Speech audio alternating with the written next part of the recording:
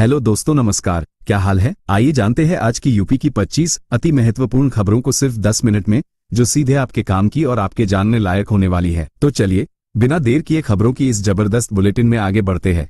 लेकिन उससे पहले जो लोग इस चैनल को सब्सक्राइब नहीं किए वो जरूर करें और साथ में इस वीडियो को किस जिले, किस ब्लॉक से देख रहे हैं ये बताना ना भूले।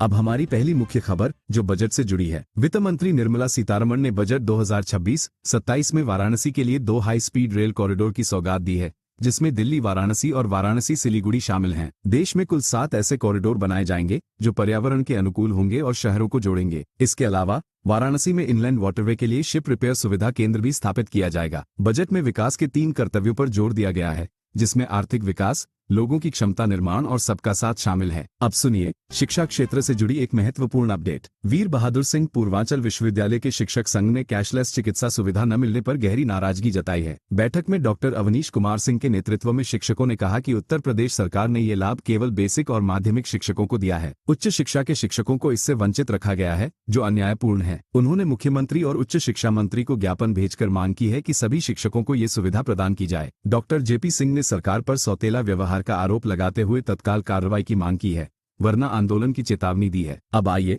बेसिक शिक्षा से संबंधित एक ताजा सूचना पर। बेसिक शिक्षा के अंतर्गत शिक्षामित्रों की लिमिट जारी कर दी गई है। सुशील कुमार जी ने इस संबंध में एक महत्वपूर्ण संदेश दिया है, जो सभी संबंधितों के लिए उपयोगी है। यह अपडेट शिक्षामित्रों की स्थिति और सीमाओं को स्पष्ट करता है। संदेश में आगे की प्रक्रियाओं और दिशा निर्देशों का जिक्र है। सभी शिक्षामित्रों को इसे ध्यान से देखने और समझने की सलाह दी गई है। अब सुनिए लखनऊ से एक दुखद घटना की खबर। स्कूल परिसर में कक्षा 5 के छात्र की आंख की रोशनी चली गई है, जब उसके सहपाठियों ने खेल के दौरान मारपीट की। परिजनों के अनुसार 2 छात्रों ने बच्चे को गिराकर चेहरे और आंखों पर लगातार हमला किया। घटना 21 जनवरी 2026 को हुई और बच्चा अभी अस्पताल में इलाजरत है। मां नीलम मिश्रा की शिकायत पर पुलिस ने एफआईआर दर्ज कर जांच शुरू की है। स्कूल प्रशासन पर लापरवाही का आरोप लगाते हुए अभिभावकों ने सख्त सुरक्षा नियमों की मांग की है। अब आते हैं एक सुरक्षा से जुड़ी महत्वपूर्ण खबर पर। हैदराबाद से वाराणसी आ रही इंडिगो फ्लाइट में बम की धमकी मिली, जब वॉशरूम में एक लेटर पाया गया। फ्लाइट में 230 यात्री सवार थे और शाम करीब 6 बजे वाराणसी एयरपोर्ट पर सुरक्षित लैंडिंग हुई। सभी यात्रियों को सुरक्षित निकाल लिया गया है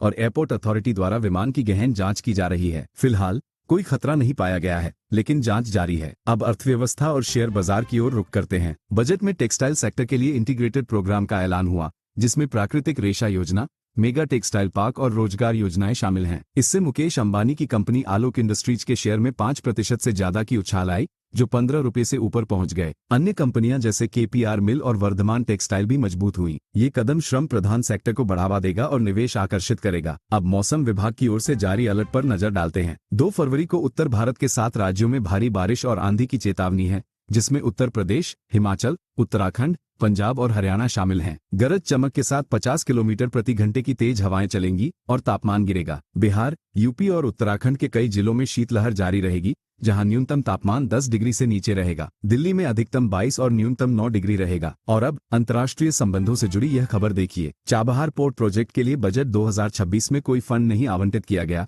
जो भारत ईरान संबंधों को प्रभावित कर सकता है। पहले हर साल 100 करोड़ रुपए दिए जाते थे, लेकिन अमेरिकी प्रतिबंधों और टैरिफ धमकियों के बीच यह फैसला लिया गया। प्रोजेक्ट सामरिक रूप से महत्वपूर्ण है, जो आईएनएसटीसी से जुड़ा है और व्यापार बढ़ाएगा। फिलहाल भारत प्रोजेक्ट से जुड़ा हुआ है, लेकिन फंडिंग रुकने से झटका लगा है। अब हमारी अगली खबर बजट पर राजनीतिक प्रतिक्रियाओं से जुड़ी है। कांग्रेस नेता राहुल गांधी ने केंद्रीय बजट 2026-27 को देश के असली संकटों से आंख मूंदने वाला बताया है। उन्होंने कहा कि युवाओं के पास नौकरियां नहीं है, विनिर्माण गिर रहा है और निवेशक पूंजी निकाल रहे हैं। राहुल ने किसानों के संकट और घरेलू बचत में कमी का भी जिक्र किया। वित्त मंत्री निर्मला सीतारमण ने बजट में पूंजीगत व्यय को 12.2 लाख करोड़ रुपए तक बढ़ाने की घोषणा की, लेकिन विपक्ष इसे अपर्याप्त मान रहा है। उन्होंने 3 कर्तव्यों पर जोर देते हुए बुनियादी ढांचे को मजबूत करने की बात कही। अब बात करते हैं मजदूर संगठनों की नाराजगी की। आरएसएस से जुड़े भारतीय मजदूर संघ ने बजट 2026-27 को सबसे निराशाजनक करार दिया है। संघ का कहना है कि बजट इंफ्रास्ट्रक्चर और कौशल विकास पर तो फोकस करता है, लेकिन श्रमिकों की आजीविका, वेतन और सामाजिक सुरक्षा को पूरी तरह नजरअंदाज कर दिया गया। उन्होंने श्रम प्रधान क्षेत्रों में रोजगार सृजन की संभावना तो बताई, लेकिन सुरक्षा और सम्मानजनक वेतन के बिना इसे समावेशी नहीं माना। आंगनवाड़ी और आशा कार्यकर्ताओं के मानदेय में कोई बढ़ोतरी न होने पर असंवेदनशीलता का आरोप लगाया। साथ ही ईपीएफ और ईएसआई की वेतन सीमा न बढ़ाने को चिंताजनक बताया।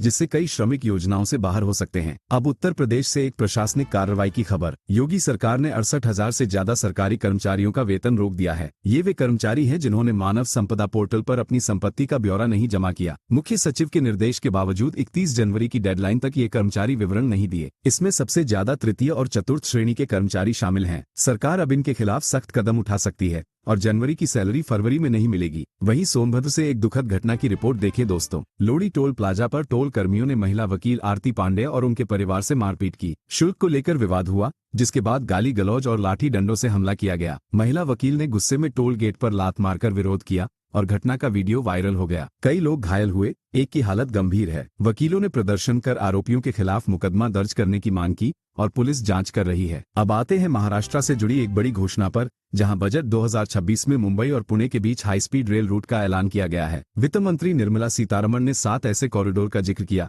जिसमें मुंबई पुणे और पुणे हैदराबाद शामिल हैं। इस रूट से मुंबई से पुणे की 150 किलोमीटर दूरी सिर्फ 60 से 90 मिनट में तय हो सकेगी, जो अभी ट्रेन या सड़क से 3 से 4 घंटे लगती है। इससे पुणे के आईटी सेक्टर को बड़ा बूस्ट मिलने की उम्मीद है और ट्रेनें 250 से 350 किलोमीटर प्रति घंटे की स्पीड पर चलेंगी। ये योजना Mumbai Ahmedabad bullet train project की तर्ज पर आगे बढ़ेगी, जो 2027 में शुरू होने वाली है। इससे दोनों शहरों के बीच आर्थिक और यात्रा सुविधा में क्रांति आएगी। अब एक रक्षा क्षेत्र की महत्वपूर्ण अपडेट की ओर रुख करते हैं, जहां भारत को जल्द ही ब्रह्मोस से भी खतरनाक हाइपरसोनिक LR ऐश मिसाइल मिलने वाली है। ये लंबी दूरी की एंटी शिप मिसाइल आवाज की गति से कई गुना तेज चलती है, जो दुश्मन के जहाजों को चंद सेकंड में नष्ट कर सकती है। इसकी काइनेटिक एनर्जी और 1500 किलोमीटर की रेंज इसे असाधारण बनाती है और परीक्षणों में इसने रात के समय भी सफलता दिखाई है। ब्रह्मोस के मुकाबले यह मिसाइल दुश्मन के डिफेंस सिस्टम को प्रतिक्रिया का मौका ही नहीं देती। गणतंत्र दिवस परेड में इसकी क्षमता प्रदर्शित की गई थी, जो भूमि, वायु और समुद्री प्लेटफॉर्म से लॉन्च हो सकती है। इससे भारतीय नौसेना की ताकत में अभूतपूर्व इजाफा होगा। और अब खेल जगत से एक रोमांचक खबर की तरफ बढ़ते हैं,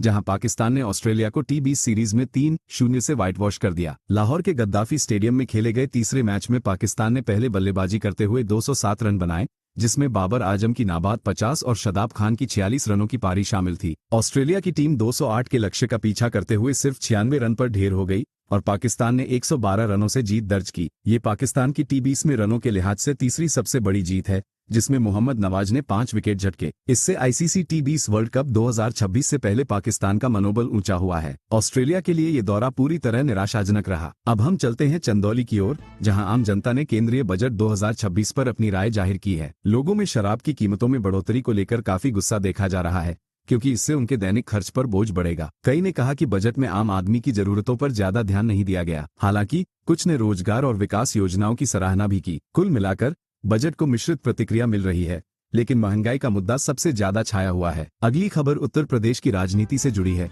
जहां योगी सरकार के मंत्री धर्मपाल सिंह ने स्वामी अविमुक्तेश्वरानंद के बयान पर तीखा पलटवार किया है। मंत्री ने स्पष्ट कहा कि राज्य में गाय कटाई पर पूरी तरह प्रतिबंध लगा हुआ है और इस पर सख्ती बरती जा रही है। उन्होंने स्वामी के आरोपों को निराधार बताते हुए कानून व्यवस्था की मजबूती का जिक्र किया। यह विवाद धार्मिक और राजनीतिक मुद्दों को फिर से गरमा रहा है। सरकार का दावा है कि पशु संरक्षण के लिए सभी जरूरी कदम उठाए जा रहे हैं। अब एक अच्छी खबर पूर्वी उत्तर प्रदेश से, जहां दिल के मरीजों के लिए बड़ा तोहफा मिलने वाला है। गोरखपुर KBRD मेडिकल कॉलेज में 150 बेड का कम्प्रीहेंसिव कार्डियक केयर सेंटर बनाया जा रहा है, जो पूर्वांचल का पहला ऐसा बड़ा केंद्र होगा। पहले चरण में 50 बेड की यूनिट तैयार होगी, जिसमें कैथलैब और इको मशीन जैसी आधुनिक सुविधाएं होंगी। इससे गोरखपुर समेत 18 जिलों, पश्चिम बिहार और नेपाल के मरीजों को फायदा पहुंचेगा। प्राचार्य डॉक्टर रामकुमार जायसवाल ने बताया कि शासन से प्रस्ताव पर सहमति मिल चुकी है और जल्द काम शुरू होगा। इससे स्थानीय स्तर पर सस्ता और तेज इलाज संभव होगा। चलते हैं राजनीतिक टिप्पणियों की ओर, जहां सपा प्रमुख अखिलेश यादव ने केंद्रीय बजट 2026 पर तंज कसा है। उन्होंने शेयर बाजार में गिरावट को बजट का नतीजा बताते हुए भाजपा पर निशाना साधा और कहा कि बजट सिर्फ 5% लोगों के लिए है। अखिलेश ने इसे भ्रष्टाचार का खाता बही करार दिया,